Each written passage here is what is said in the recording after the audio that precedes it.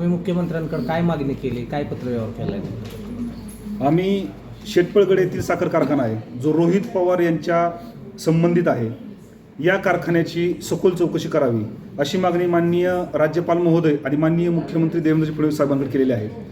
या कारखान्याने होणारे प्रदूषण तेथील आसपास गावांना प्रचंड त्रासदायक होते.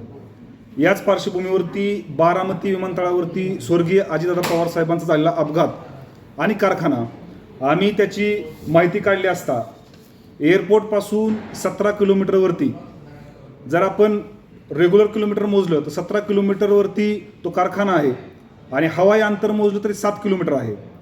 तर आम्ही याची माहिती काढल्यानंतर आम्हाला असं जाणवलं की ज्या ठिकाणी अपघात झाला त्या ठिकाणी धुकं होतं असं सगळ्या रिपोर्टमध्ये आलेलं आहे.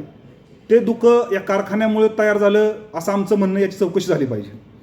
हे धुकं कशामुळे तयार झालं तर ज्यावेळेस सकाळी कारखान्यातून निघणारा गरम धूर ज्यावेळेस थंड हवेच्या संपर्कामध्ये येतो त्यावेळेस स्मोक प्लस धूर असे एक लेअर तयार होते आणि त्याचा पायलटला अडथळा ठरू शकतो असं आम्ही टेक्निकली बाबी आपल्यासमोर स्पष्ट म्हणतोय.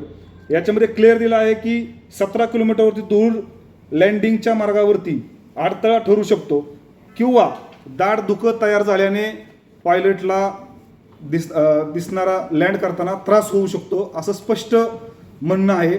आणि यामुळं आमची विनंती आहे आणि सन्माननीय रोहित पवारांना विनंती आहे की लोकांसांगे ब्रह्मज्ञान आणि स्वतः कोरडा पाषाण असं न होता या कारखान्याची चौकशी झाली पाहिजे.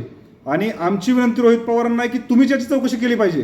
तुम्ही जे प्रेझेंटेशन महाराष्ट्रभर करताय, लोकांना दाखवताय, तुमच्या कारखान्यामुळे हा अपघात झाला का याची तुम्हीच व्यवस्थित PPT करून लोकांना सांगितलं पाहिजे. नाहीतर याच्या विरोधामध्ये आम्ही तुमच्या विरोधात तीव्र आंदोलन करू. मस्त झालं थोडक्यात.